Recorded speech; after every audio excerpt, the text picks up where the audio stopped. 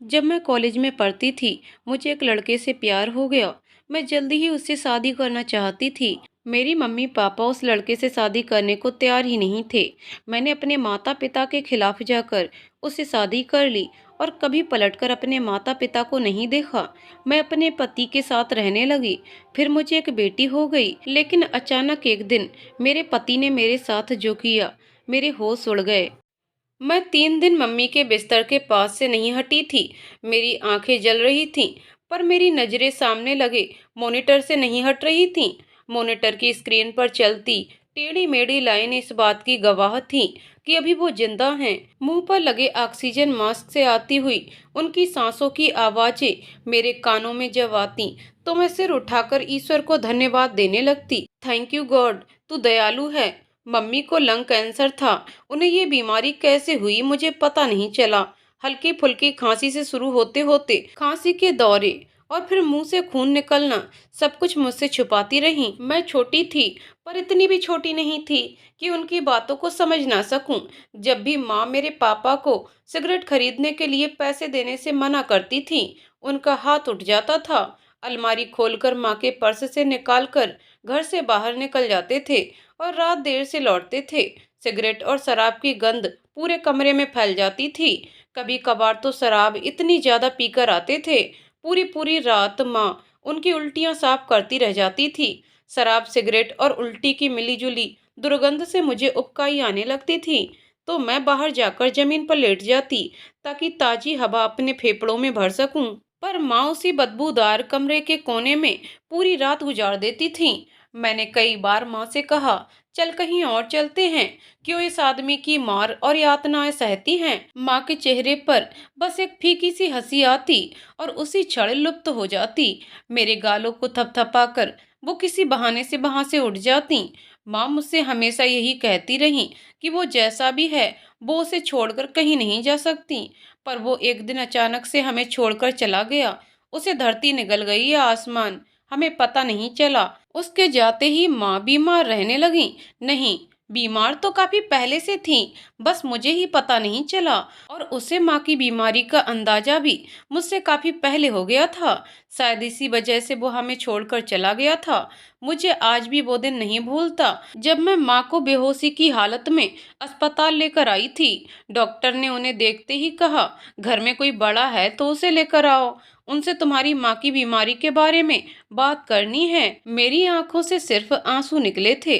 मैं सिर्फ 14 साल की तो थी। बस इतना ही कह पाई कि हमारे घर में कोई और नहीं है, सिर्फ मैं हूँ। मैंने इतनी धीमी आवाज में कहा था कि शायद ही डॉक्टर को मेरी बात सुनाई दी हो। माँ का एक्सरे हुआ, उससे पता चल गया कि उनके फेफड़े खराब हो चुके हैं। एक एक करके टेस्ट पर टेस्ट होते चले गए। फेफड़ों का कैंसर निकला, वो भी आखिरी चरण का। उसके पास सिर्फ गिनती के दिन बचे हुए थे। उन्होंने माँ को अस्पताल में भर्ती कर लिया और उनका इलाज शुरू हो गया। मेरे पास इतने पैसे नहीं थे कि मैं माँ का इलाज करवा सकूं, पर उनके इलाज में कोई रुकावट नहीं आई। डॉक्टर और अस्पताल वालों ने मुझसे इलाज के लिए एक पैसा नहीं मांगा। मैं जब भी पैसे की बात करती, तो मुझे हमेशा यही कहा गया, तुम चिंता मत करो, उनके इलाज में किसी तरह की कोई कमी नहीं होगी। मैं फिर सिर उठाकर ईश्वर को धन्यवाद देती और मेरे मुंह से हमेशा यही शब्द निकलते, तू दयालु है, तू जानता है किसको कब क्या चाहिए। माँ को अस्पताल में भर्ती हुए 1 महीने से ऊपर हो गया था। दिन प्रतिदिन उनकी तबीयत खराब होती जा रही थी। मैं जब भी डॉक्टर से उनके बारे में पूछती, तो मुझसे कहते, अपनी माँ के लिए दुआ करो। माँ के लिए मेरे होठों से सिवाय दुआओं के अलावा कुछ कभी निकलता ही नहीं था। आज सुबह से ही उनकी सांस उखड़ रही थी। उनकी ऐसी हालत देख मुझे आईसीयू से बाहर निकाल दिया गया। मैं वहीं रुकने की जिद कर रही थी, पर मेरी बात कोई नहीं मान रहा था। मैं कैसे उन्हें समझाती कि जो भी पल, जितनी भी सांसें उनके पास बची हैं, मैं उनके पास रहना चाहती हूँ। पर बच्चा समझकर उन्होंने मेरी बात नहीं मानी।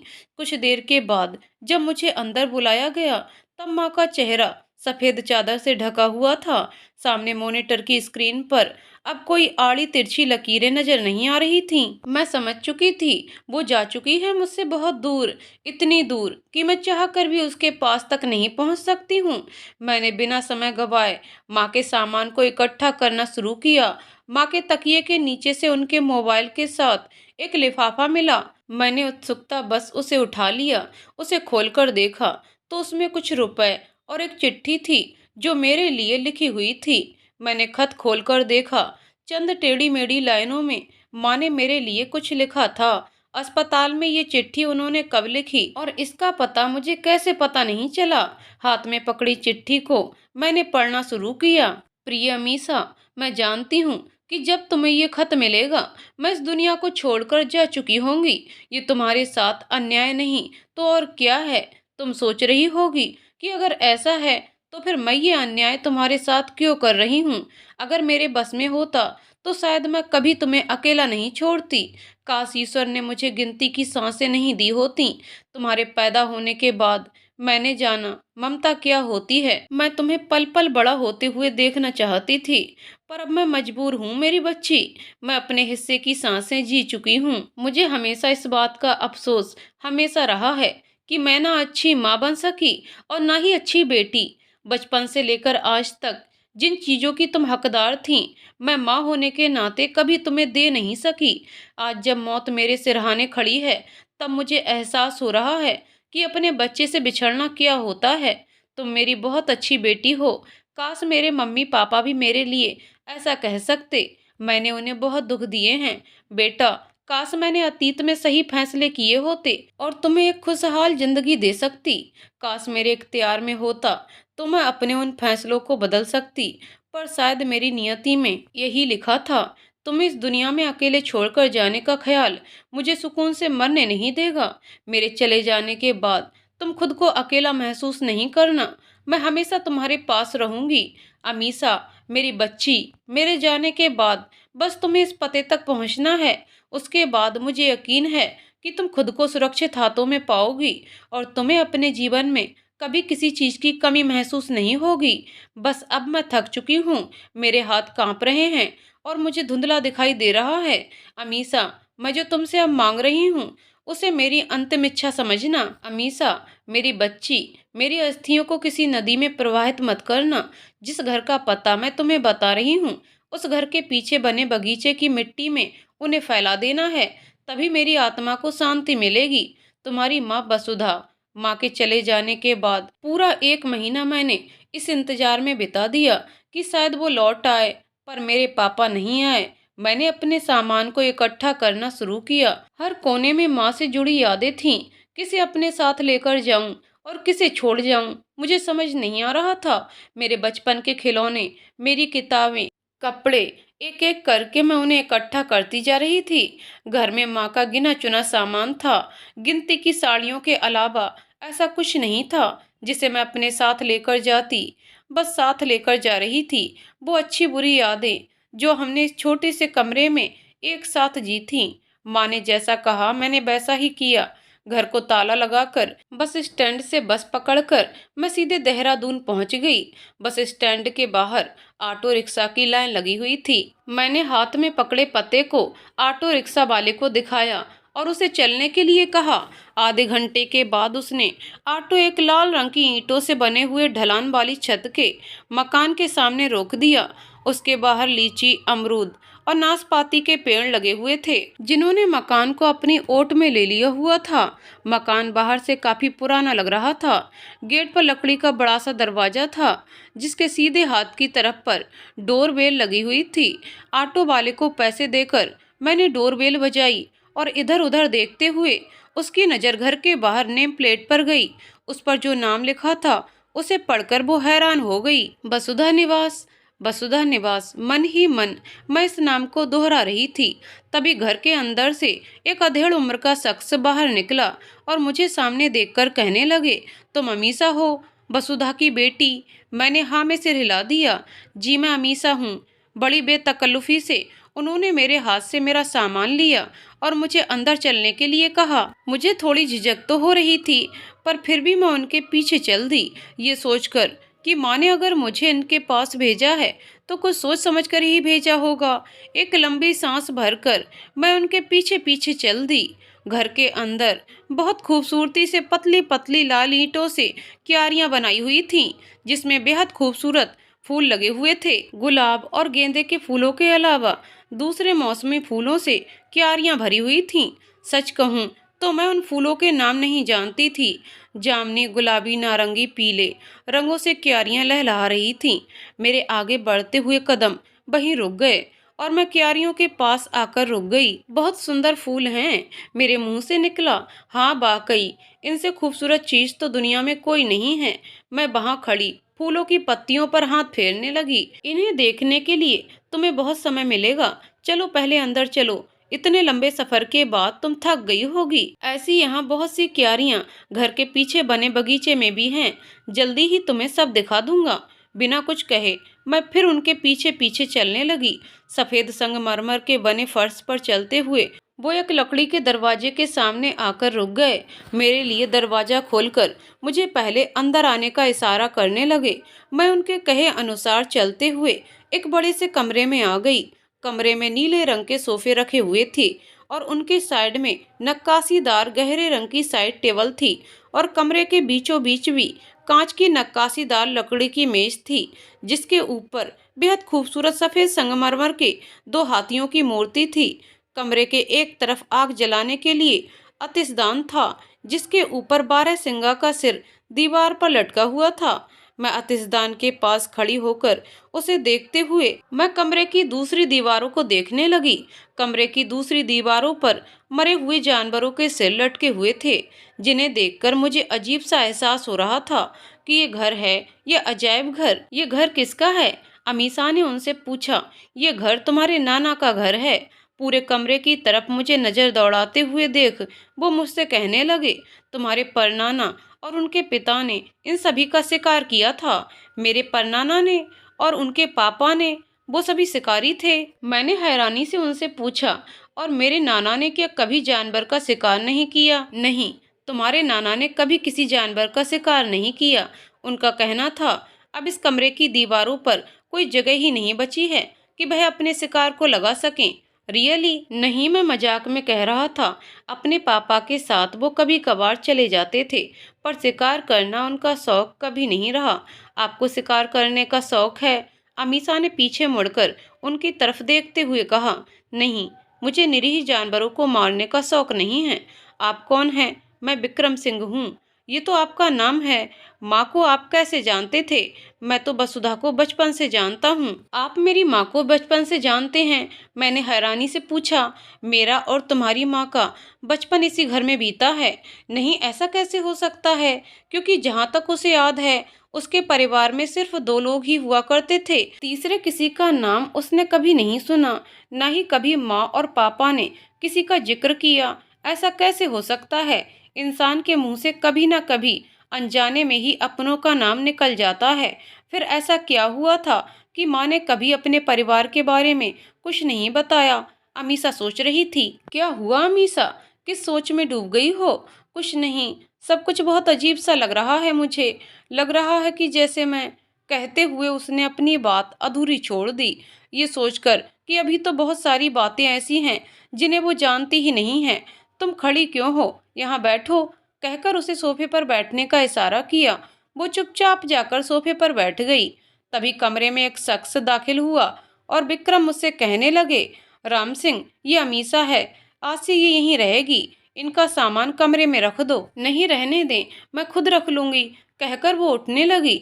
नहीं, आप यहीं बैठे अमीषा बेबी, हम रख देंगे।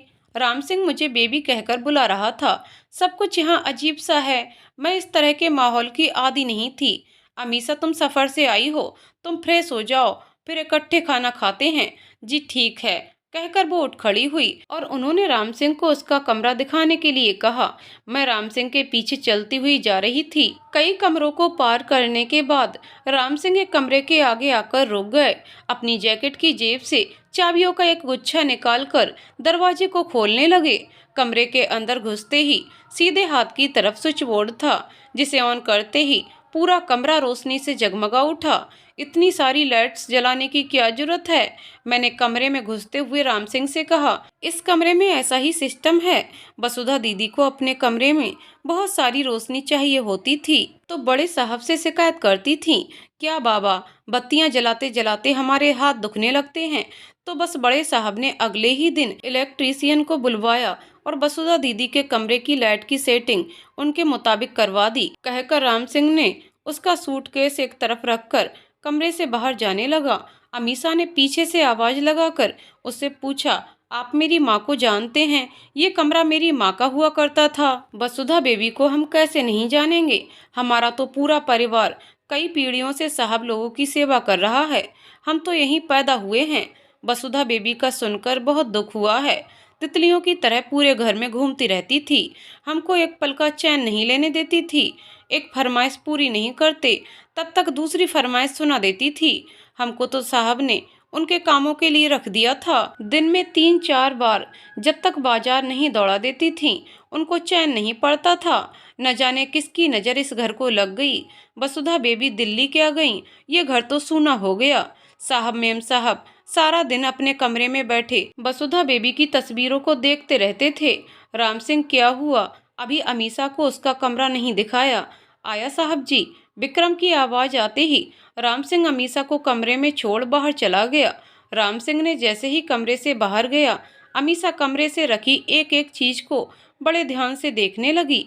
कमरे की एक दीवार पर लकड़ी के बड़े से फ्रेम पर माँ के बचपन से लेकर कॉलेज के ग्रेजुएट होने की तस्वीरें थीं। अमीषा बड़े ध्यान से उनकी एक एक तस्वीर को देख रही थी। एक तस्वीर को देखते हुए उसकी आंखें वहीं रुक गईं। एक औरत और एक आदमी के साथ माँ की तस्वीर थी। यकीनन ये उसके नाना नानी की तस्वीर होगी, पर माँ की शादी और उसके पापा की कोई तस्वीर वहाँ नहीं थी। माँ कितने सानों शौकत से रहती थीं, इसका अंदाजा अमीषा को उनकी तस्वीरें देखते हुए हो गया था। अमीषा वहीं खड़े हुए सोच रही थी कि फिर माँ के साथ ऐसा क्या हुआ जो शादी के बाद उनका संसार एक कमरे के मकान तक सीमित हो गया था। अपने उस घर की याद आते ही अमीषा की आंखों से आंसू निकल आए। माँ कितनी तकलीफें झेला करती थी, उसके बावजूद उसने कभी किसी से कोई शिकवा शिकायत नहीं की। सोचते हुए कमरे की खिड़की से पर्दा हटाकर बाहर देखने लगी। उसके सामने एक खूबसूरत बगीचा था। रंग बिरंगी फूलों की क्यारियां दीवार के चारों ओर थीं। माँ ने इसी बगीचे के बारे में लिखा था। अपने ही ख्यालों में खोई हुई अमीषा का ध्यान तब भंग हुआ जब उसके कमरे के दरवाजे पर दस्तक हुई। अमीषा, मैं अंदर आ जाऊं? उसे विक्रम सिंह की आवाज सुनाई दी। जी आ जाइए, कहकर अमीषा पलंग से उठकर खड़ी हो गई। क्या हुआ? कुछ नहीं, बस इस बगीचे को देख रही थी। तुम्हारी माँ की सबसे पसंदीदा जगह थी और छुपने की भी। जब भी किसी से नाराज होती तो यहाँ आकर छुप जाती थीं। सब जानते थे कि वो यहीं पर होगी, फिर भी उसे ढूंढने का नाटक करते थे। अमीषा के चेहरे की तरफ देखते हुए कहने लगे, तुम रो रही हो अमीषा? मुझे माँ की याद आ रही है। कहते हुए वो फपक कर रोने लगी। मैं तुम्हारी तकलीफ को समझ सकता हूँ अमीषा। नहीं, आप नहीं समझ सकते। आपने माँ की तकलीफें नहीं देखी हैं। मैंने देखा है उन्हें हर रोज घुट घुट कर मरते हुए। आपने कहा ये मेरे नाना का घर है। अगर ये बात सच है तो माँ को क्यों एक पैसा कमाने के लिए लोगों की बातें सुननी पड़ती थीं? क्यों नहीं उन्होंने आकर हमारी मदद की? ऐसा कौन अपने बच्चों के साथ करता है? अमीषा, मैं तुम्हारी हर बात का जवाब दूंगा। चलो पहले तुम मुंह हाथ धो लो। कहते हुए विक्रम उसका हाथ पकड़कर उसे बाथरूम के दरवाजे तक ले आए। अमीषा एक अच्छे बच्चे की तरह उनकी बात मानकर बाथरूम के अंदर चली गई। वॉश बेसिन का नल खोला और मुंह पर पानी के छींटे मारने लगी। आंखों से निकलते हुए आंसू पानी के साथ घुलकर सिंक की नाली में बहते चले जा रहे थे। सामने शीशे की तरफ देखते हुए खुद को संभालने की कोशिश करने लगी। हैंडल में लटके टॉवल को लेकर उससे मुंह पोंछा और बाहर आ गई। विक्रम सिंह अभी वहीं खड़े होकर उसका इंतजार कर रहे थे। उसे बाहर आते देख उनके चेहरे पर मुस्कान आ गई। अमीषा का हाथ पकड़कर उसे अपने साथ चलने के लिए कहा। चलो पहले खाना खाते हैं। अमीषा को उनका हाथ पकड़ना कुछ अटपटा सा लगा और उनसे कहने लगी, मेरा हाथ छोड़े, मैं बच्ची नहीं हूँ, खुद आ सकती हूँ। अरे हाँ, मैं भूल गया था कि तुम बच्ची नहीं हो। चलो, मुझे बहुत जोर से भूख लगी है। राम सिंह कब से खाना लगाकर हमारा इंतजार कर रहा है। खाने की मेज पर बैठते ही विक्रम ने उससे पूछा, खाने में तुम्हें क्या पसंद है? अमीषा ने बस धीरे से कहा, जो मिल जाता है मैं सब कुछ खा लेती हूँ। मैंने माँ से कभी किसी चीज की फरमाइश नहीं की, जो बनाती थी चुपचाप खा लेती थी। अमीषा, तुम अपनी माँ की तरह नहीं हो, तुम बहुत अच्छी बेटी हो। कहते हुए विक्रम ने चावल का ढोंगा उसके सामने रख दिया। आज राम सिंह ने अपनी पसंद का खाना बनाया है। तुम्हारा जो भी खाने का मन करे तुम उसे बता देना, वो बना देगा। आप ऐसा क्यों कह रहे हैं? क्या मेरी माँ बहुत बुरी थी? नहीं, मेरा ये कहने का हरगिज मतलब नहीं था। तुम्हारी माँ बहुत अच्छी थी, पर जिद्दी बहुत थी। उसके जिद्दी स्वभाव ने सब कुछ खत्म कर दिया। नहीं, मेरी माँ ऐसी नहीं थी जैसा आप कह रहे हैं।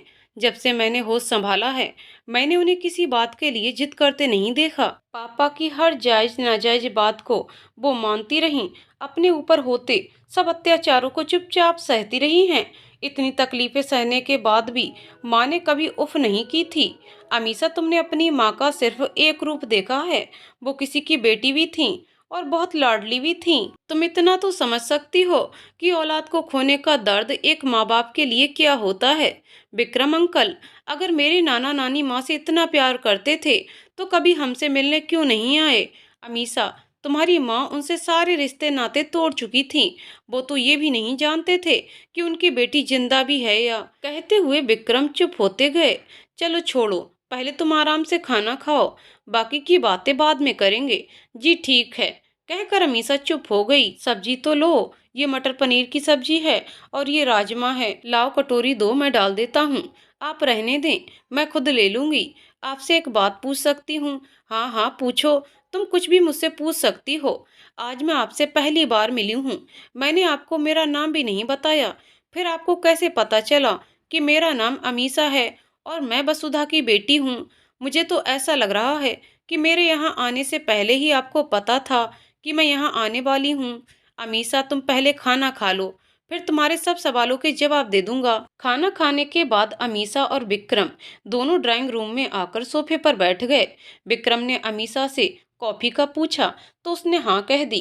राम सिंह को आवाज लगाकर विक्रम ने कॉफी बनाने के लिए कहा। कुछ देर तक दोनों चुप थे। अमीषा सोच रही थी विक्रम खुद बात शुरू करेंगे, और विक्रम उसके चेहरे पर छाई उदासी और परेशानी को पढ़ रहे थे। थोड़ी देर बाद राम सिंह कॉफी बनाकर ले आया और उसे टेबल पर रखकर चला गया। विक्रम ने कॉफी का मग टेबल से उसे उठाकर पकड़ा दिया। अमीषा हाथ में पकड़े हुए विक्रम के चेहरे को गौर से देखती रही कि कब वो अपनी बात शुरू करते हैं। दोनों की कॉफी खत्म हो चुकी थी और विक्रम सोफे से उठकर कमरे के चक्कर लगाने लगा। अमीषा वहीं बैठे उसे इधर उधर चक्कर लगाते हुए देख रही थी। उसका व्यवहार अब उसे कुछ अजीब सा लग रहा था।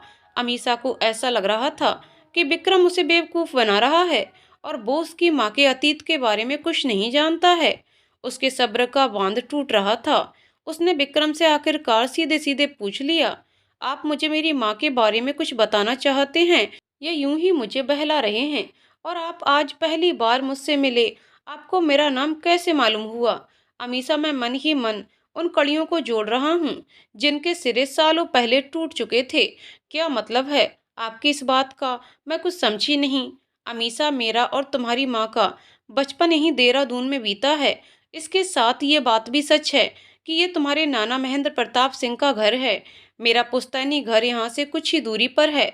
वसुधा और मैं एक साथ स्कूल जाया करते थे, एक साथ खेलना पढ़ना, यूं समझ लो कि बस हम दोनों का साथ 24 घंटे का था। वसुधा अपने पिता की लाडली थी। उसने किसी चीज की इच्छा जाहिर की हो और वो उसी समय पूरी ना हो, ऐसा कभी नहीं होता था।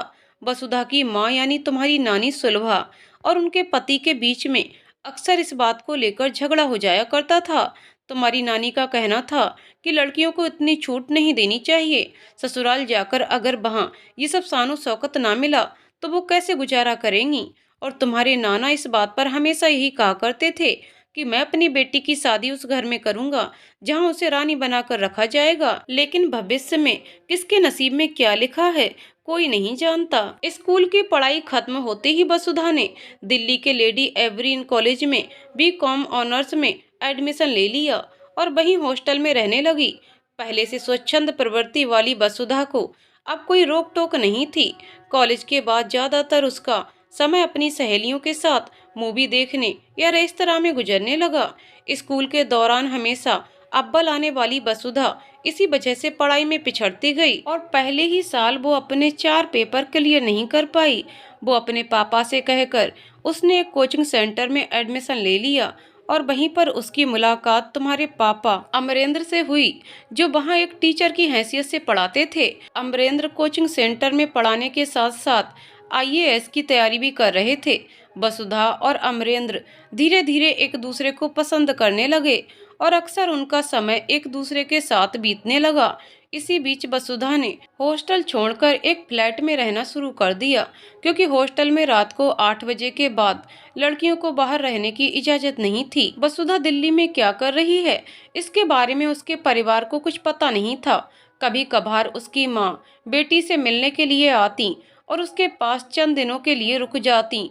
उन दिनों वसुधा कॉलेज और उसके बाद सीधे घर आती। वो नहीं चाहती थी कि उसकी माँ को अभी अमरेंद्र और उसके रिश्ते के बारे में पता चले। वसुधा अमरेंद्र के आईएएस बनने का इंतजार कर रही थी कि जैसे ही वो आईएएस बने वो अमरेंद्र को अपने परिवार से मिला सके। 3 बार लगातार आईएएस के एग्जाम देने के बाद भी अमरेंद्र उसमें सफल नहीं हो सके। इस बीच वसुधा ने अपनी पढ़ाई ग्रेजुएशन की पढ़ाई पूरी कर ली थी और उसके पिता यानी तुम्हारे नाना बार बार उसे देहरादून वापस आने के लिए कहने लगे। वो हर बार कोई ना कोई बहाना बना देती थी, पर साथ में वो ये भी जानती थी कि बिना किसी ठोस वजह के उसका यहाँ रुकना नामुमकिन है। इसी सोच के चलते उसने अपनी पढ़ाई आगे जारी रखने के लिए अपने माता पिता को मना लिया और स्नातकोत्तर की पढ़ाई के लिए दिल्ली स्कूल ऑफ आर्ट में एडमिशन ले लिया और उसे अमरेंद्र के पास दिल्ली रुकने का बहाना मिल गया। वसुधा अभी तक किराए के मकान में रह रही थी और हर 11 महीने के बाद उसे मकान बदलना पड़ता था। किराए के मकान में रहते हुए वो 3 साल बिता चुकी थी। अगले 2 साल उसे अभी दिल्ली में रहना था, इसलिए अपने पापा से कहकर वसुधा ने साउथ दिल्ली के एक पास इलाके में एक फ्लैट खरीद लिया और अमरेंद्र के साथ वहां शिफ्ट हो गई, जिसके बारे में उसने अपने मम्मी पापा को नहीं बताया। अब दोनों बिना किसी खौफ के एक दूसरे के साथ एक ही छत के नीचे रहने लगे। एक साथ रहते हुए उनके बीच की दूरियां धीरे धीरे खत्म होती जा रही थीं और तब वसुधा और अमरेंद्र ने एक जोड़ी की तरह लिव इन में रहना शुरू कर दिया। वसुधा के पास पैसे की कोई कमी नहीं थी। उसके पापा हर महीने उसके अकाउंट में एक अच्छी खासी रकम ट्रांसफर कर देते थे। यहाँ रहने के बाद अमरेंद्र जिस कोचिंग सेंटर में पढ़ाता था काफी दूर पड़ता था। बस से आने जाने में उसका काफी समय निकल जाता था और आईएएस की पढ़ाई के लिए उसके पास समय नहीं बचता था। वसुधा के कहने पर उसने कोचिंग सेंटर में पढ़ाना छोड़ दिया ताकि इस बार वो हर हालत में अपने पेपर क्लियर कर सके। वसुधा सुबह कॉलेज के लिए निकल जाती थी और उसे लौटते हुए शाम हो जाती थी। पीछे अमरेंद्र घर पर रहकर अपनी पढ़ाई करता रहता था। शाम को वसुधा के घर लौटते ही दोनों कहीं ना कहीं घूमने निकल जाते और अक्सर खाना खाकर देर रात घर लौटते। अपनी जिंदगी के सबसे खूबसूरत पलों को वसुधा अमरेंद्र के साथ जी रही थी। वसुधा का 25वां जन्मदिन था। उसके माता पिता ने उसे सरप्राइज देने के लिए उसके लिए एक नई कार खरीदी और उसी में बैठकर वो दिल्ली उसके पास पहुंच गए। कार को सोसाइटी की पार्किंग में खड़ी करने के बाद लिफ्ट से सीधे 7वीं मंजिल पर पहुंच गए। वसुधा के घर के बाहर उन्हें लाउड म्यूजिक की आवाजें सुनाई दे रही थीं। 2-3 बार डोरबेल बजाने के बाद जब दरवाजा खुला तो सामने अमरेंद्र को देखकर उन्हें हैरानी हुई, पर खुद को वहीं खड़े खड़े तसल्ली देने लगे कि आज उसका जन्मदिन है तो दोस्तों को घर पर दावत के लिए बुलाया होगा। अमरेंद्र जब तक उनका परिचय पूछता, वसुधा की अंदर से आवाज आई, कौन है डियर। वसुधा के माता पिता अपने दिल को मजबूत करते हुए घर में दाखिल हुए तो सामने सोफे पर वसुधा बैठी हुई थी। अपने माता पिता को यूं अचानक से सामने देखकर उसके पैरों तले से जमीन खिसक गई। एक झटके से सोफे से उठकर खुद को नॉर्मल दिखाने की कोशिश करने लगी। ओह वाह, व्हाट ए प्लेजेंट सरप्राइज, कहते हुए वसुधा अपने मम्मी पापा के गले लग गई और अगले ही पल रूठते हुए उनसे कहने लगी, आपने आने से पहले मुझे फोन करके क्यों नहीं बताया। ओह आई एम सॉरी, मैंने आपको अमरेंद्र से तो इंट्रोड्यूस कराया ही नहीं। मम्मी पापा, ये हैं अमरेंद्र। और अमरेंद्र, अब तो तुम जान चुके हो ये कौन है। Hello sir, how are you, कहते हुए अमरेंद्र ने हाथ आगे करके वसुधा के पिता से हाथ मिलाया और फिर वसुधा की माँ की तरफ देखते हुए उन्हें हाथ जोड़कर नमस्ते की। आप बैठिए, मैं आपके पीने के लिए कुछ लेकर आता हूँ, कहकर अमरेंद्र किचन में चले गए और कुछ ही देर में 2 गिलासों में जूस डालकर उनके सामने रख दिया। इतनी बेतकल्लुफी से उसे ऐसा करते देख उन्हें ऐसा लग रहा था कि जैसे वो अपनी बेटी के घर में नहीं, अमरेंद्र के घर बैठे हुए हैं। वसुधा ने फ्रिज से केक निकाला। अमरेंद्र ने केक पर कैंडल जलाई और एक फूंक से वसुधा ने उन्हें फूंका, पर केक चाकू से केक काटकर केक का पहला निवाला अमरेंद्र को खिला दिया। उसे ऐसा करते अपने गुस्से को काबू में रखते हुए दोनों चुप रहे, क्योंकि तब तक उन्हें उनके रिश्ते की सच्चाई पता नहीं थी। रात के खाने के लिए वसुधा और अमरेंद्र ने बाहर जाना था, पर मम्मी पापा के यूं अचानक चले आने से उसने बाहर जाकर डिनर का प्लान कैंसिल कर दिया और घर पर ही सबके लिए खाना ऑर्डर कर दिया। खाना खाने के बाद इधर उधर की बातें करते हुए महेंद्र सिंह ने अमरेंद्र को अपने बारे में बताने के लिए कहा। अमरेंद्र उनसे कहने लगा कि वो बिहार का रहने वाला है और दिल्ली के एक कोचिंग सेंटर में पढ़ाता था और साथ ही साथ आईएएस की तैयारी के लिए कोचिंग ले रहा था, लेकिन अब घर पर ही रहकर पढ़ाई कर रहा है। उसकी बात सुनकर महेंद्र चुप हो गए। उन्हें लगा कि पढ़ने वाला लड़का है, अगर आईएएस क्लियर कर लेता है तो उन्हें वसुधा के लिए उससे अच्छा लड़का कहाँ से मिलेगा। जब तुम्हारे नाना अमरेंद्र से उसके बारे में पूछ रहे थे, उस समय तुम्हारी नानी अपना सूटकेस खोलकर अपने कपड़े अलमारी में लगाने के लिए उन्हें बाहर निकाल रही थी। जैसे ही उन्होंने अलमारी खोली, सामने कमीजें, टी शर्ट और पैंट्स हैंगर में लटकी हुई थीं। मर्दाना कपड़ों को देखते ही तुम्हारी नानी का गुस्सा 7वें आसमान पर पहुंच गया और उन्होंने गुस्से में वसुधा को आवाज लगाई। वसुधा अपने पापा और अमरेंद्र के साथ ड्राइंग रूम में अपने पापा को अमरेंद्र के फ्यूचर प्लान क्या है बता रही थी। अपनी माँ की आवाज सुनते ही वो भागती हुई कमरे में गई, जहां उसकी माँ अलमारी खोलकर खड़ी थी। उन्हें वहां देखते ही वो समझ गई कि माँ ने अमरेंद्र के कपड़े देख लिए हैं। ये क्या है वसुधा? सुलभा गुस्से से उससे पूछने लगी। माँ, लाड करते हुए वसुधा ने उनका हाथ पकड़कर उन्हें पलंग पर बैठाया और कहने लगी, माँ प्लीज आप इस तरह ओवर रिएक्ट मत करो। मैं आपको सब कुछ बताना चाहती थी। मैं बस अमरेंद्र के आईएएस बनने का इंतजार कर रही थी। तुम दोनों एक साथ इस घर में रहते हो? हाँ माँ, पर जैसा आप सोच रही हो ऐसा कुछ नहीं है। आंखें नीचे करते हुए वसुधा कहने लगी, बस कर वसुधा, तूने तो हमें कहीं मुंह दिखाने लायक नहीं छोड़ा है। शादी से पहले तू उसके साथ रह रही है और ऊपर से झूठ पर झूठ बोलती जा रही है। बस बहुत कर ली अपनी मनमानी। अपना सामान पैक कर, तू सुबह होते ही हमारे साथ वापस देहरादून जा रही है। माँ, मेरी पढ़ाई उसका क्या? मेरे फाइनल एग्जाम अगले महीने हैं और मैं कहीं नहीं जा रही हूँ। जितना पढ़ना था तूने पढ़ लिया है, अब बस और तेरी मर्जी नहीं चलेगी। ये बात तू कान खोलकर सुन ले। आप मेरे साथ जबरदस्ती नहीं कर सकती। मैं कहीं नहीं जा रही हूँ। मुझे यहीं रहकर अपने कैरियर पर फोकस करना है। मुझे सब दिखाई दे रहा है वसुधा, आजकल तेरा फोकस कहाँ है? कहते हुए उसके सुलभा ने अपने कपड़े वापस सूटकेस में डाल लिए और उसे बंद कर दिया। माँ प्लीज, आप यहाँ कुछ दिन मेरे पास रहें। आप खुद अमरेंद्र को पसंद करने लगेंगी। वो बहुत अच्छा लड़का है माँ। बचपन से लेकर आज तक आपने मेरी बात मानी है, तो फिर आज क्यों नहीं मान सकते? तू सही कह रही है बेटा, अगर बचपन से ही थोड़ी सख्ती की होती तो आज ये दिन देखने को नहीं मिलता। तुझे तो अपने किए पर जरा सी भी शर्म नहीं आ रही है, उल्टा हमें समझने के लिए कह रही है।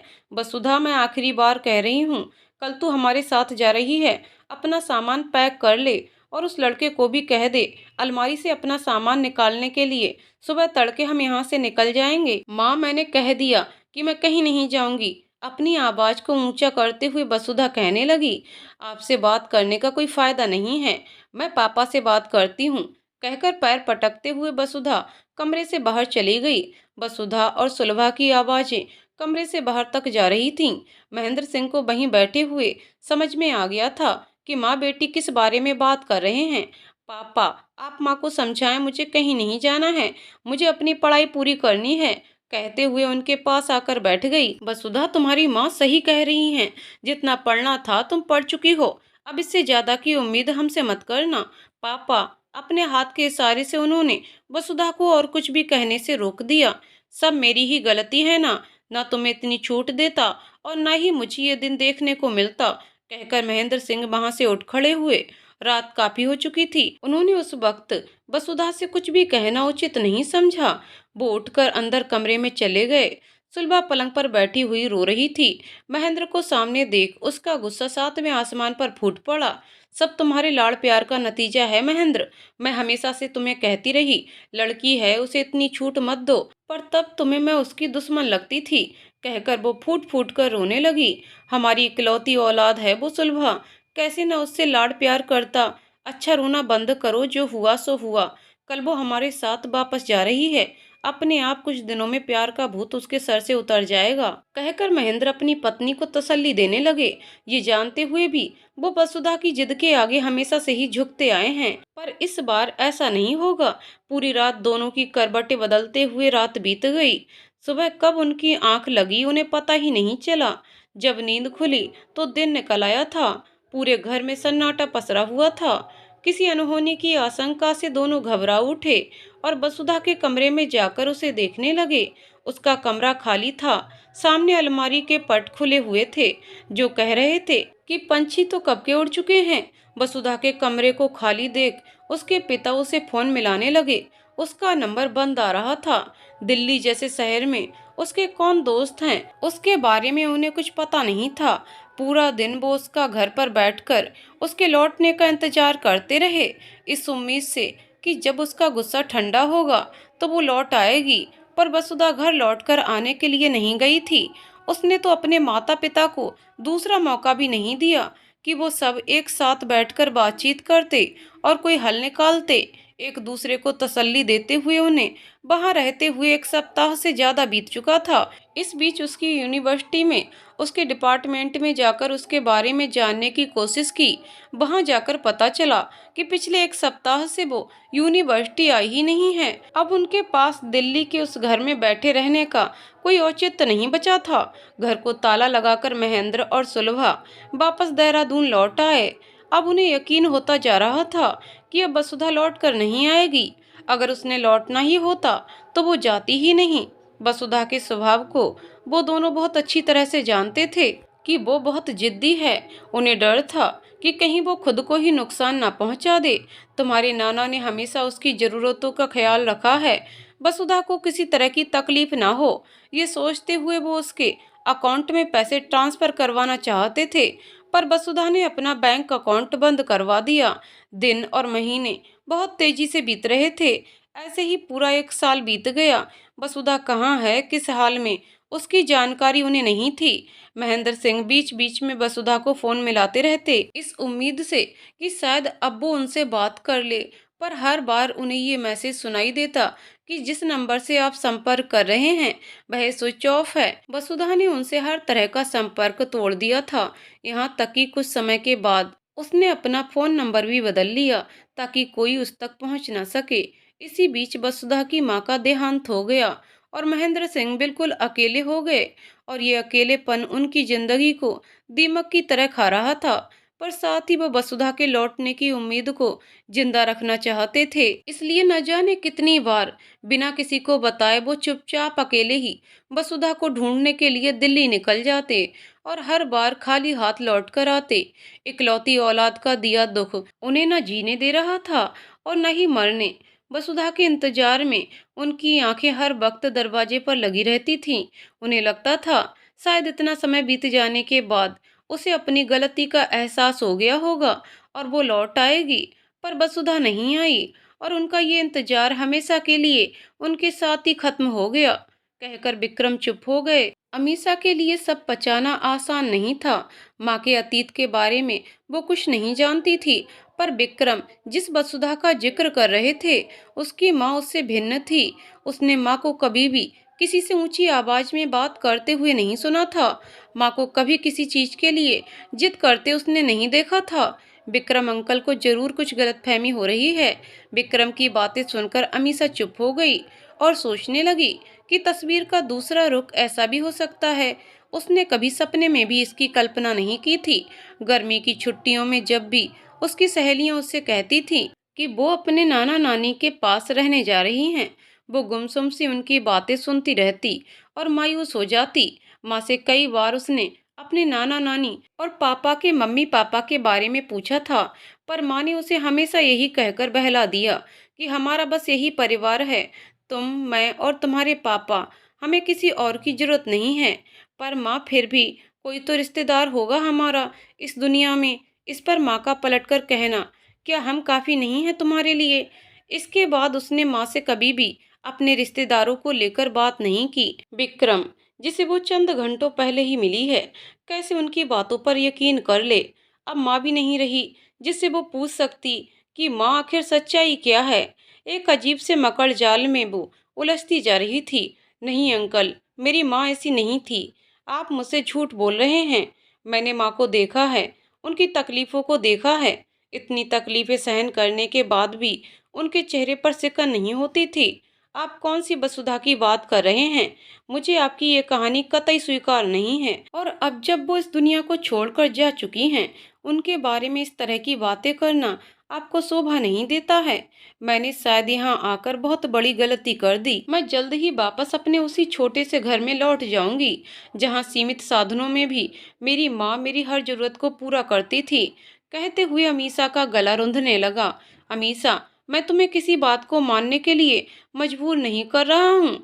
जो सच था वो बता दिया है, बाकी तुम उसे स्वीकार करती हो ये मैं तुम पर छोड़ता हूँ। अंकल, एक बात सच सच बताइए, क्या आप भी मेरी माँ से इन सालों में कभी नहीं मिले? अमीषा, मैं तुम्हारी माँ से बस एक बार मिला था, पर काश बहुत पहले मिला होता तो तुम्हारे हालात कुछ और होते। तकरीबन 2 महीने पहले मुझे उसका फ़ोन आया था।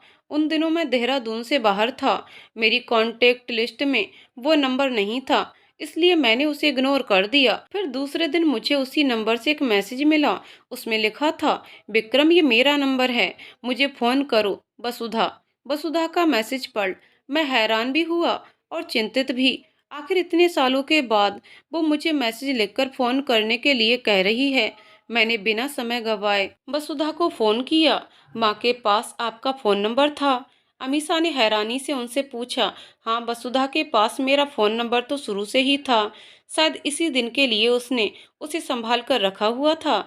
जैसे ही मैंने उसे फ़ोन किया, वसुधा ने एक ही बैल के बाद फ़ोन उठा लिया। हेलो वसुधा। विक्रम, बहुत धीमी आवाज़ में उसने मेरा नाम लिया। वो रो रही थी और उसके रोने की आवाज़ मुझे सुनाई दे रही थी। वसुधा, कहाँ हो तुम? मुझे अपना पता बता दो, मैं अभी तुम्हारे पास पहुंचता हूँ। नहीं विक्रम, मेरे पास आने की कोई जरूरत नहीं है। मेरे मम्मी पापा कैसे हैं? मैं उन्हें कितने दिनों से फ़ोन मिला रही हूँ, वो मेरा फ़ोन क्यों नहीं उठाते हैं? वसुधा, तुमने इतनी देर क्यों कर दी उनसे मिलने के लिए? तुम्हारी आवाज़ सुनने को वो तरस गए थे। ऐसी भी क्या नाराज़गी हो गई थी वसुधा कि सालों तक तुम्हें उनकी याद नहीं आई? ऐसे कैसे इतना पत्थर दिल हो गई तुम? मेरी वसुधा तो कभी ऐसी नहीं थी। तुम तो ये भी भूल गई कि तुम्हारे सिवा उनका और कोई नहीं है। मैंने देखा है उन्हें तुम्हारी याद में तड़पते हुए। विक्रम, ऐसा क्यों कह रहे हो? मुझे उनसे बात करनी है, बहुत सारी बातें करनी हैं। प्लीज मेरी बात उनसे करवा दो। मुझे तो अपनी गलतियों की माफ़ी भी मांगनी है। विक्रम, अगर उन्होंने मुझे माफ़ नहीं किया तो तुम उन्हें समझाना, उनसे कहना वो तो थी ही पागल, पर जैसे भी है आपकी बेटी है, उसे माफ़ कर दें। प्लीज़ विक्रम, तुम मेरे दोस्त हो, तुम्हारे ऊपर इतना हक तो है मेरा। प्लीज़ एक बार मेरी मम्मी पापा से बात करवा दो। वसुधा, कहाँ से उन्हें बुला कर लाऊं? वो वहाँ चले गए हैं जहाँ से कोई वापस नहीं आता है। तुमने लौटने में बहुत देर कर दी है। मेरी बात सुनते ही वो रोने लगी। दूसरी तरफ से उसकी हिचकियों की आवाज़ मुझे साफ साफ सुनाई दे रही थी। वसुधा, प्लीज खुद को संभालो। तुम बताओ, कैसी हो तुम और कहाँ पर हो? प्लीज अपने घर का एड्रेस मुझे बताओ, मैं तुम्हें लेने आ रहा हूँ। नहीं विक्रम, तुम जहाँ हो वहीं रहो, मुझे तुम्हारी मदद की जरूरत है। करोगे ना मेरी मदद? मम्मी पापा के बाद एक तुम ही हो जिससे मैं हक से कुछ भी मांग सकती हूँ। विक्रम, मेरी एक बेटी है अमीषा, मेरे जाने के बाद तुम उसका ख्याल रखना होगा। अमीषा तुम्हारे और अमरेंद्र की बेटी। कितने साल की है वो? हाँ, मेरे और अमरेंद्र की बेटी है। वो 14 साल की है विक्रम। हाँ ठीक है, मैं उसका ध्यान रख लूँगा। तुम दोनों क्या कुछ दिनों के लिए कहीं बाहर जा रही हो? हाँ, यूं ही समझ लो। पर कुछ दिनों के लिए नहीं, मैं हमेशा के लिए अपनी बेटी तुम्हें सौंप कर जाना चाहती हूँ। मम्मी पापा से मिले बहुत साल हो गए हैं विक्रम, अब हमेशा के लिए उनके पास जाना चाहती हूँ। मैंने उन्हें बहुत दुख दिए हैं, शायद उन्हीं दुखों की सजा मैं भुगत रही हूँ। वसुधा, तुम क्या कह रही हो? तुम ठीक तो हो? कैसी बहकी बहकी सी बातें कर रही हो? मैं उनके पास जा रही हूँ, प्लीज खुद को संभालो और मुझे बताओ कि कहाँ पर हो। मैं फौरन तुमसे मिलना चाहता हूँ, फिर बैठकर आराम से बात करते हैं। नहीं, तुम नहीं आओगे विक्रम, जब समय आएगा मैं अपनी बेटी को खुद तुम्हारे पास भेज दूंगी। कहकर वसुधा ने फोन बंद कर दिया। उसके बाद आपकी फिर से माँ से फोन, कभी बात नहीं हुई? अमीषा ने विक्रम से पूछा। अमीषा चुपचाप विक्रम और उसकी माँ की सालों बाद हुई फोन की बातचीत सुन रही थी। अमीषा के पूछने पर कि क्या उसकी माँ से फिर से कभी बात नहीं हुई, विक्रम उससे कहने लगा उसके बाद वो हर रोज वसुधा से बात करता था और जैसे जैसे उनकी बातों का सिलसिला बढ़ता चला गया, वसुधा उसे अपनी जिंदगी के बारे में उसे सब कुछ बताती चली गई। मैंने वसुधा से अमरेंद्र के बारे में पूछा कि वो क्या कर रहा है, उसकी पोस्टिंग कहाँ पर है, पर हर बार वो मेरे इस सवाल को घुमा देती थी। यकीन मानो अमीषा, अमरेंद्र के बारे में सब कुछ जानने के पीछे मेरा सिर्फ एक मकसद था और वो था मेरा तुम लोगों तक पहुंचना। विक्रम अंकल, पर पापा तो दिल्ली में ही रहते थे। जहाँ तक मुझे याद है मैंने उन्हें किसी और शहर में नौकरी करते हुए नहीं देखा है। उनका तो अधिकांश समय घर पर ही गुजरता था। मेरे जोर देने के बाद तुम्हारी माँ ने अपना मुंह खोला और मुझे बताया कि अमरेंद्र कभी आईएएस क्लियर कर ही नहीं सके। अमरेंद्र जब पहली बार वसुधा से मिले थे वो आईएएस की तैयारी कर रहे थे।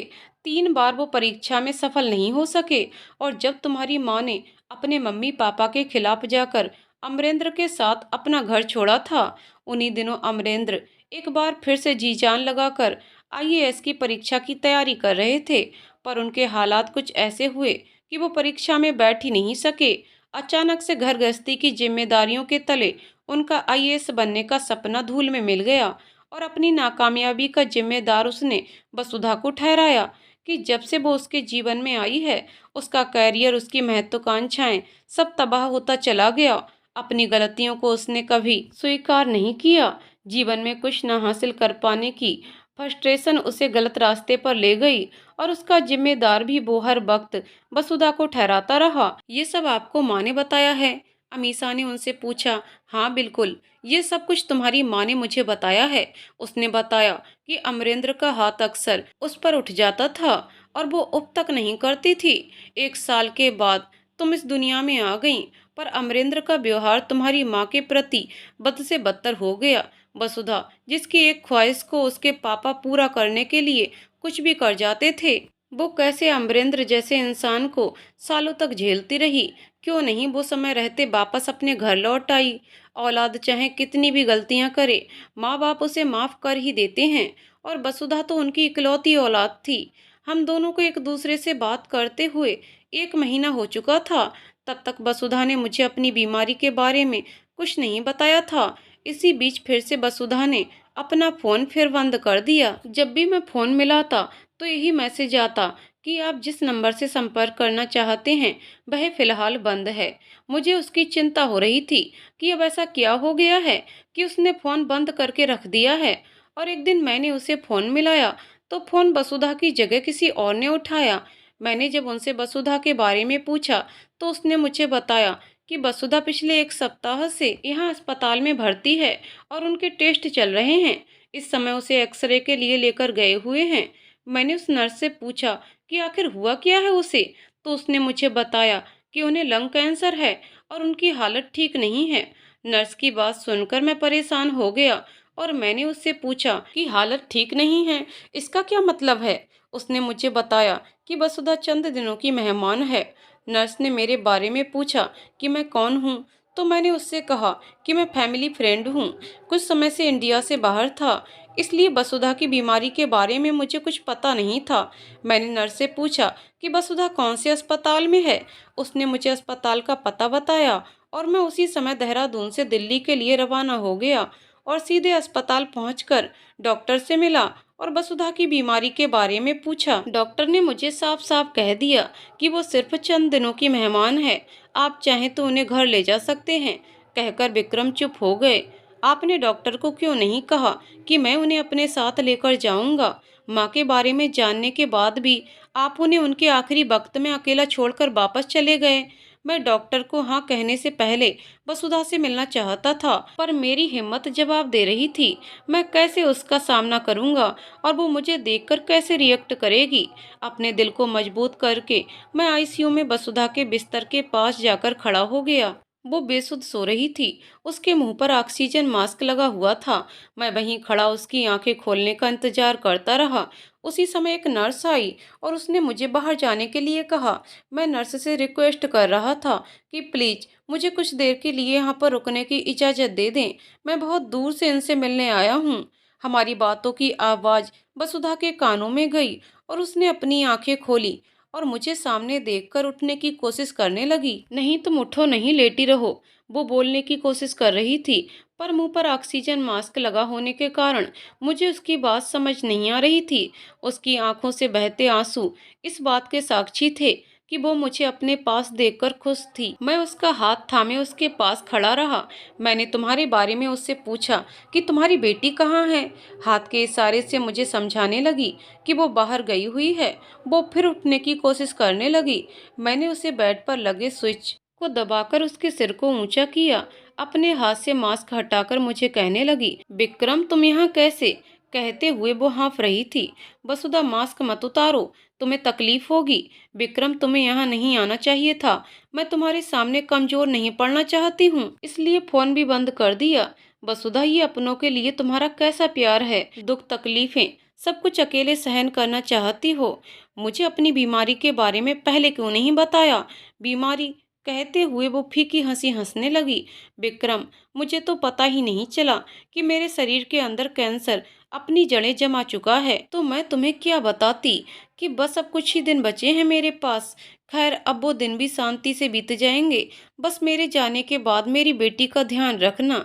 वसुधा तुम मेरे साथ चलो, अपने घर चलो। आज भी वो घर तुम्हारी राह देख रहा है। उसी समय एक नर्स आ गई और मुझे डांट लगाते हुए कहने लगी, आपको नजर नहीं आ रहा है मरीज की हालत कितनी खराब है? इनका मास्क किसने उतारा है? आप बाहर जाइए, मिलने का समय खत्म हो गया है। कहते हुए उस नर्स ने वसुधा के लिए मुंह पर फिर मास्क लगा दिया। 1 मिनट बस, मैं बाहर जा रहा हूँ। जैसे ही मैं वहां से जाने लगा, वसुधा ने मेरा हाथ पकड़ लिया और कहने लगी, विक्रम तुम यहाँ दोबारा मत आना। तुम्हें तो मैं अपनी कसम भी नहीं दे सकती हूँ। वसुधा प्लीज अब तो घर चलने के लिए मान जाओ। विक्रम अब उस खाली घर में जाकर मैं क्या करूँगी? ऐसा है तो फिर मेरे घर चलो। वसुधा मैं तुम्हें अकेला इस हालत में छोड़कर कैसे जा सकता हूँ? नहीं विक्रम, मैं खुद को कमजोर नहीं देखना चाहती हूँ। अपने आखिरी दिनों में अकेले ही रहना चाहती हूँ। मुझसे वादा करो अब तुम दोबारा यहाँ नहीं आओगे। इसे मेरी आखिरी इच्छा समझ लो। मैंने उसे कहा तो कुछ नहीं, बस हाँ में सिर हिला दिया। विक्रम मेरी बात मानकर तुमने मेरे सीने पर जो बोझ था उसे तुमने खत्म कर दिया। अब मुझे किसी बात की कोई चिंता नहीं है। कहते हुए वो हाँफने लगी थी। उसकी सांस उखड़ रही थी। नर्स ने उसे डांट लगाकर कहा, मैम प्लीज बोलना बंद करें, देखें आपकी सांस उखड़ रही है।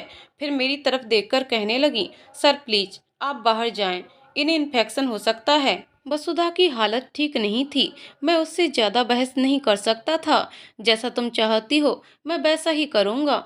अमीषा की चिंता तुम मत करना। समझ लो आज से वो मेरी बेटी है। उसकी इच्छा का सम्मान रखते हुए मैं दोबारा उससे मिलने अस्पताल नहीं गया। आखिरी बार उसे जी भरकर देखने के बाद मैं आईसीयू के कमरे से बाहर आ गया। कहते हुए विक्रम भावुक हो रहे थे। उनकी आंखों के कोरों पर आंसू आकर रुक गए। गला रुंध गया। अमीषा को ऐसा लग रहा था कि उससे बात करते हुए वो फिर उसी पलों में पहुंच गए हैं। मैं काफी देर तक वहां बैठकर तुम्हारा इंतजार करता रहा था, पर तुम उस दिन घर जल्दी चली गई थी। तुम कैसी दिखती हो मैं तो ये भी नहीं जानता था। मेरे पास तुम्हारा कोई कांटेक्ट नंबर भी नहीं था कि तुमसे फोन पर बात कर सकता। मैं फिर खुद को उसी स्थिति में खड़ा महसूस कर रहा था कि अगर मैं तुम तक नहीं पहुंच सका तो क्या होगा। मैं तुम्हें फिर हमेशा के लिए खो दूंगा, जैसे हमने वसुधा को खो दिया था। आखिर वसुधा की बात का मान रखते हुए मैं अस्पताल से सीधे वापस देहरादून आ गया। तुम्हारी माँ नहीं चाहती थी कि मैं वहां रुककर उसे तिल तिल मरते हुए देखूं, पर मैं वसुधा के डॉक्टर से लगातार संपर्क में था। विक्रम अंकल, एक बात आपसे पूछ सकती हूँ? हाँ पूछो बेटा, बेझिझक पूछो। माँ के इलाज के लिए हमारे पास पैसे नहीं थे। उस दिन भी मैं पैसों का इंतजाम करने के लिए घर जल्दी चली गई। कीमती सामान के नाम पर मेरे पास माँ की दो चीजें थीं, जिन्हें उन्होंने बहुत बुरे दिनों में भी अपने से दूर नहीं किया था। माँ के सोने के बूंदे और उनकी एक अंगूठी। उस दिन भी उन्हें बेचने के इरादे से बाजार निकली थी। मैं उन्हें बेच नहीं सकी। ऐसा क्यों हुआ मुझे नहीं पता। शायद ईश्वर ने मुझे उन्हें बेचने से रोक दिया होगा, क्योंकि उन्हें बेचने के बाद भी उनसे इतनी रकम नहीं मिलनी थी कि मैं माँ का इलाज करवा सकती। और अस्पताल में माँ का इलाज बिना पैसों के होता रहा। उसके पीछे अंकल आप ही थे। माँ के इलाज के लिए आपने ही पैसे दिए थे ना। अमीषा, उससे क्या फर्क पड़ता है कि पैसे किसने दिए? तुम ये सब मत सोचो। अंकल प्लीज, मैं सब कुछ जानना चाहती हूँ। आपसे मिलने से पहले मुझे लग रहा था कि शायद पापा हमसे चोरी छिपे अस्पताल के बिल भरते जा रहे हैं। अंकल, मेरा भ्रम तब टूटा जब वो माँ के अंतिम संस्कार के लिए भी नहीं आए। मेरे पापा माँ के साथ ऐसा करेंगे, मैंने कभी सपने में भी नहीं सोचा था। अमीषा, वसुधा के इलाज के लिए मैं ही पैसे दे रहा था। हर रोज फोन करके वसुधा के बारे में पूछता रहता था, और तब वो मुझे बता देते थे कि उन्हें अब कितने रुपयों की जरूरत है। मैं उसी समय वो रकम अस्पताल के अकाउंट में ट्रांसफर कर देता था। जिस दिन वसुधा हम सबको छोड़कर जा चुकी थी, उस दिन भी मेरी अस्पताल वालों से बात हुई थी। उसके बाद मैं हर रोज तुम्हारे यहाँ आने की राह देखता रहा। मैंने कई बार वसुधा के नंबर पर फोन मिलाया, पर उसका फोन हमेशा बंद मिला। मैं तुम्हारे आने का बेसब्री से राह देख रहा था। हर बीतते दिन के साथ मेरा दिल बैठने लगता। मुझे लगा कि शायद तुम यहाँ कभी नहीं आओगी, पर मैंने उम्मीद नहीं छोड़ी थी। ये घर सालों से बंद पड़ा था। उसे खोला, साफ सफाई करवाई, ताकि जब तुम यहाँ रहने के लिए आओ तो तुम्हें किसी चीज की तकलीफ ना हो। कहकर विक्रम चुप हो गए। बातें करते हुए समय का पता ही नहीं चला। शाम कब की ढल चुकी थी। रात धीरे धीरे अपने पैर पसार चुकी थी। अमीषा भी अब थक चुकी थी। सोफे की सीट पर सिर टिकाकर वो आंखें बंद करके बैठी हुई थी। उसे बैठे देख विक्रम ने उससे कहा, अमीषा, रात काफी हो चुकी है, तुम अपने कमरे में जाकर सो जाओ। उनके ऐसा कहते ही अमीषा उठकर खड़ी हो गई और अपने कमरे में चली गई। माँ की एक अंतिम ख्वाहिश अभी भी बाकी थी, जिसे उसे पूरा करना था। अमीषा पूरी रात सो नहीं पाई थी। पिछले कुछ दिनों में उसके जीवन ने जो अप्रत्याशित मोड़ लिए, उससे सामने बिठाने में उसकी संपूर्ण शक्ति जा रही थी। अब स्वयं को समय की धारा के साथ बहने देने के अतिरिक्त उसके पास और कोई विकल्प बचा भी कहाँ था। पूरी रात यूं ही कसमकस में बीत गई। सुबह की नर्म लाली पूरब से निकलकर उसके कमरे की खिड़की पर दस्तक देने लगी थी। अमीषा ने खिड़की पूरी खोल दी। पहाड़ की तलहटी में बने इस घर के ऐन पीछे बने बगीचे में रंगों और खुशबुओं का एक विस्मयकारी संसार बिखरा हुआ था। खिड़की के बाहर बगीचे में सबरी हुई क्यारियों में गुलाब, डेलिया, गुलदावरी और जाने कौन कौन से पहाड़ी फूल सुबह की ओस में धुले निखरे इठला रहे थे। बगीचे की एक ओर लीची, अमरूद, बादाम और आड़ू के पेड़ पूरे यौवन का सौंदर्य समेटे तने खड़े थे। तितलियां और भंवरे इस रंगीन तिलिस्म को एक अद्भुत छटा प्रदान कर रहे थे। तरह तरह के परिंदों का कलरव वातावरण में मधुर संगीत सा घुला था। अमीषा मंत्रमुग्ध सी इस दृश्य को देखती रह गई। एक नई ऊर्जा का संचार उसके भीतर हो रहा था। वह उठी और माँ की अस्थियों का कलश उठाकर बाहर बगीचे में आ गई। कुछ देर कलश को हाथों में थामे भरी आंखों से इधर उधर देखती रही। फिर कोने में उगे एक नन्हे गुलाब के पौधे के पास आई, कलश नीचे रखा और पास की पड़ी खुरपी से खुदाई करके उस गुलाब को सावधानी से जड़ सहित निकाला। माँ की अस्थियां अमीषा ने उस गड्ढे में डाल दी। फिर उन पर पुनः वह गुलाब का पौधा रोप दिया। पौधे पर लगा एक सुर्ख गुलाब हवा में अपनी भीनी सुगंध फैला रहा था। अगली सुबह अमीषा ने उस गुलाब के पौधे को देखा। खिले गुलाब के पास की ही टहनी पर एक नन्ही सी कली अपनी कोमल पंखुड़ियां हरे पत्तों के बलय में समेटे मुस्कुरा रही थीं। तो दोस्तों कहानी यहीं पर समाप्त होती है। दोस्तों आपको कहानी कैसी लगी कमेंट करके ज़रूर बताइएगा। कहानी पसंद आई हो तो वीडियो को लाइक शेयर करें और चैनल को सब्सक्राइब करें। कहानी को पूरा सुनने के लिए बहुत बहुत धन्यवाद दोस्तों।